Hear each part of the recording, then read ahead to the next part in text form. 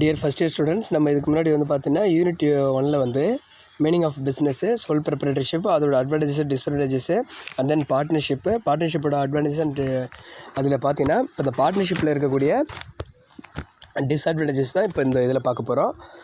So பார்த்தீங்கன்னா அதில் first ஒன்றுன்னா the need to obtain the agreement of many not in partner of the application of company.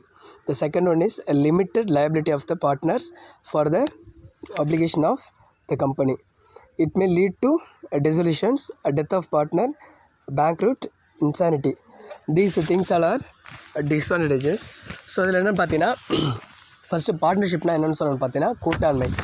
Indian partnership act 1932 என்ன சொல்லணும், 2 or more persons are work together, its name is called partnership அப்படின்னு நான் சொன்னேன். So என்ன பார்த்தீங்கன்னா 2 அல்லது அதற்கு மேற்பட்ட நபர்கள் ஒன்றிணைந்து ஒரு தொழிலை நடத்துவது என்னென்னு பார்த்தீங்கன்னா கூட்டாண்மை அப்படின்னு நம்ம சொல்கிறோம். ஸோ அந்த கூட்டாண்மையில் என்ன பண்ணால் பல கூட்டாளிகள் ஒன்றிணைந்து ஒரு தொழிலை செய்கிறது அப்படின்னு பார்த்தீங்கன்னா இதில் வந்து என்னென்ன நன்மைகள் இருக்குன்னு நம்ம சொன்னோன்னு பார்த்தீங்கன்னா 2 or more persons அவங்களுடைய இன்வெஸ்ட்மெண்ட்டை ஒரு பிஸ்னஸுக்கு கொண்டு வரும்போது அவங்களுடைய கேபிட்டலுடைய பேர்டன் லெவல் குறையுது.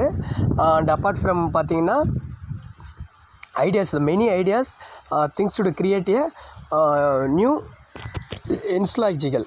ஸோ இதெல்லாம் என்னென்னு பார்த்தீங்கன்னா பிஸ்னஸை டெவலப் பண்ணுறதுக்கான ஒரு இன்சானிட்டின்னு அப்படின்னு சொல்லலாம். ஓகேங்களா?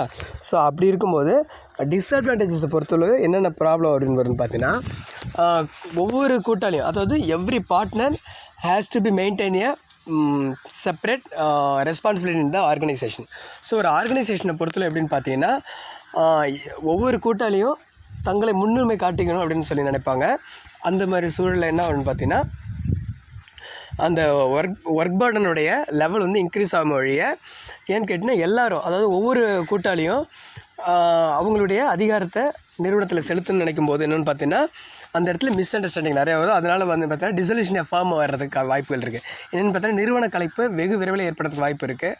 அட் தி சேம் டைம் இன்னொரு விஷயம் என்னென்னு பார்த்தீங்கன்னா ஒர்க் பர்டன் வந்து என்னென்னு பார்த்தீங்கன்னா ஒரு சில கூட்டாளிகளுக்கு மேலே ஒர்க் பர்டன் அதிகமாக இருக்கிறப்போ அவங்க வந்து இந்த ஃபார்மோடைய டெவலப்மெண்ட்டில் அவங்க நமக்கு மட்டும் என்னன்ற மாதிரி ஒரு தொய்வு ஏற்படுறதுக்கான வாய்ப்பு இருக்குது. இதில் வந்து ஒரு கண்டினியூட்டி இருக்காத நம்ம சொல்லலாம். ஓகேங்களா? அதில் பார்த்தீங்கன்னா ஃபஸ்ட் பாயிண்ட் என்ன சொன்னால் the need to obtain a agreement of many if not partner for further application of company. So அந்த ஒரு கூட்டாளி ஒரு கூட்டாண்மையில் ஈடுபடும் போது இதில் இருக்கிற ஒரு கூட்டாளி அனதர் ஃபார்மில் கண்டினியூ பண்ண முடியாது. ஏன்னா அது இந்தியன் பார்ட்னர்ஷிப் ஆக்ட் அதுதான் வந்து அவங்களுக்கு லீட் பண்ணுதுன்னு சொல்லலாம். ஓகேங்களா? இந்த செகண்ட் ஒன்று பார்த்தீங்கன்னா limited liability of the partners for the application of the company. அதை பார்த்தீங்கன்னா ஒவ்வொரு கூட்டாளிகளுக்கும் குறைந்த அளவே பொறுப்பு இருக்குது. ஏன்னு கேட்டிங்கன்னா இந்த சிங்கிள் ஆர்கனைசேஷன் பவரில் பார்த்தீங்கன்னா அதை வந்து ஸ்ப்ரெட் பண்ணோன்னு பார்த்தீங்கன்னா ஒருத்தருக்கும் கொஞ்சம் கொஞ்சமான ஒரு liability தான் இருக்கும், அதாவது ரெஸ்பான்சிபிளாக இருக்கும்.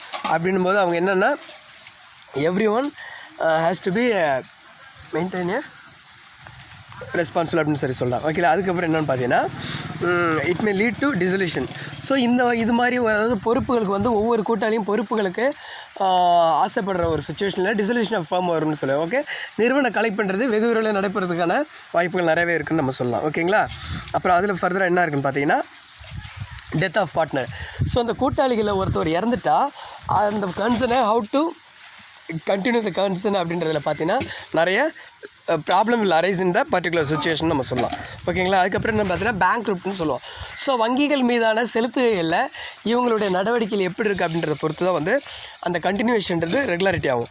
ஸோ அப்போ பார்த்தீங்கன்னா நிதி நிறுவனம், அதாவது finance is the blood flow of any kind of business. So வந்து பார்த்திங்கன்னா உடலுக்கு எப்படி வைட்டல் ஆர்கான்ஸ்ன்ற மாதிரி அது மாதிரி ஒரு நிறுவனத்துக்கு பணம் அப்படின்றது முக்கியமான ஒன்று. So every partners has to be maintain a perfect manner for the purpose of continuing the firm, so that they are maintaining a அதாவது ஆப்டிமல் சொல்யூஷனாக அவங்க மெயின்டைன் பண்ணுற ஒரு நிர்பந்தம் அவங்களுக்கு இருக்குன்னு சொல்லலாம். ஓகேங்களா? அப்புறம் என்னென்னு பார்த்தீங்கன்னா இன்சானிட்டின்னு சொல்கிறாங்க. ஸோ என்னென்னு பார்த்தீங்கன்னா ஒரு ஃப்ளெக்சிபிள் இல்லாத ஒரு சூழலை உருவாக்குறதுக்கான வாய்ப்பு இருக்குது. ஏன்னு கேட்டிங்கன்னா everyone is a responsible, so no one is the perfect responsible in the organization சரி சொல்கிறாங்க. ஓகேங்களா? ஆமாம்.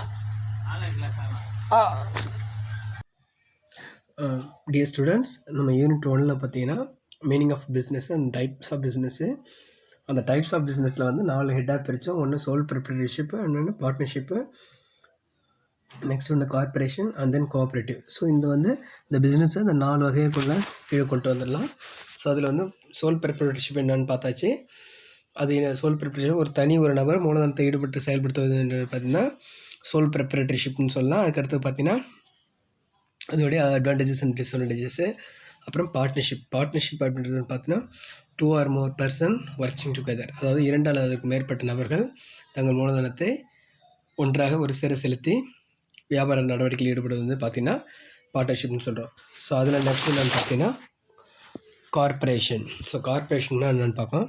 It is a form, it has a legal status of a fictional individual is owned by a number of person called the stakeholders, and it's run by a set of executive officers on a board of directors, or whose chairman is often also in a powerful positions. ஓகேங்களா?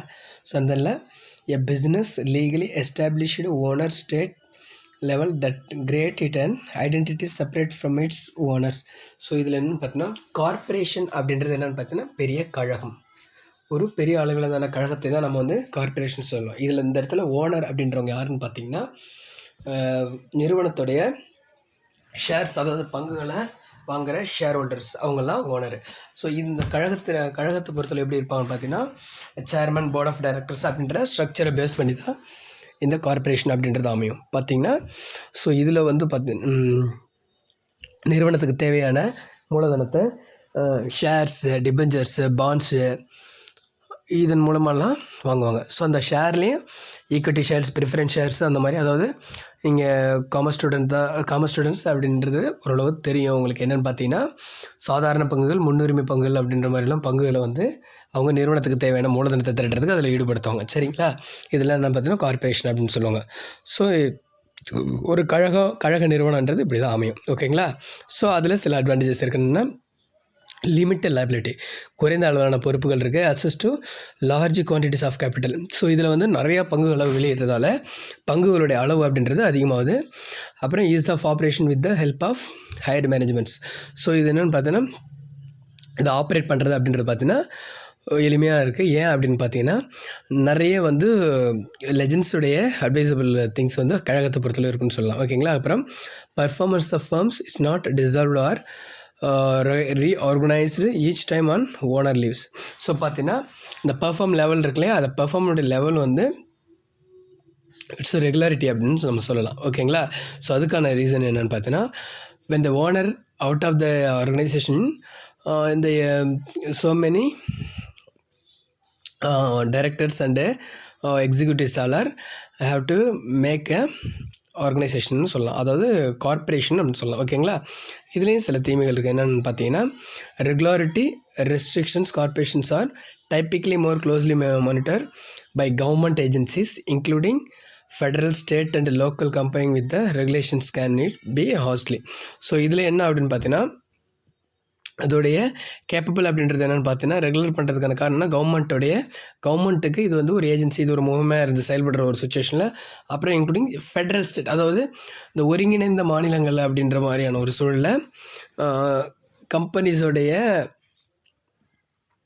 ஒரு கட்டுப்பாடு அப்படின்றது பார்த்திங்கன்னா ஒரு சில வகையான தொழில்களுக்கு கட்டுப்பாடுகள் அதிகப்படினு நிர்ணயிக்கப்படுகிறது. இதில் வந்து ஈஸியாக அவங்களால ஒரு ப்ரொடக்ஷன் ஃபங்க்ஷனாக ரொட்டீன் பண்ண முடியாது அப்படின்னு சொல்கிறாங்க. அப்புறம் higher organisational and operational cost. So பார்த்தீங்கன்னா ஆர்கனைசேஷனல், அதாவது பிக்கெஸ்ட் லெவல் ஆஃப் ஆர்கனைசேஷன் அப்படின்றதாலையும் டே டு டே ஆப்ரேஷன்ஸோடைய லெவல் அதிகமாக இருக்கிறதாலையும் அதோடைய அதாவது விலை அப்படின்றது பார்த்திங்கன்னா அதிகமாக இருக்குது அப்படின்னு சொல்லலாம். ஓகேங்களா? அப்புறம் பார்த்தோன்னா corporation have to file articles of incorporation with appropriate state authorities. So என்ன பார்த்தீங்கன்னா இந்த கார்பரேஷனை பொறுத்தவரை ஹேவ் ப்ராப்பராக இன்கார்பரேஷனுடைய திங்ஸ் எல்லாம் ஃபாலோ பண்ண வேண்டிய சுச்சுவேஷன் இருக்குது. அதுக்கப்புறம் பார்த்தீங்கன்னா ஃபைனலாக ஒன்று இருக்குன்னா கோஆப்ரேட்டிவ் அப்படின்றது என்னென்னு பார்த்தீங்கன்னா கூட்டுறவு வங்கி என்று கூட்டுறவு நிறுவனம் சொல்ல. Cooperative is an autonomous association of persons voluntary corporations of India. So பார்த்தீங்கன்னா இதில்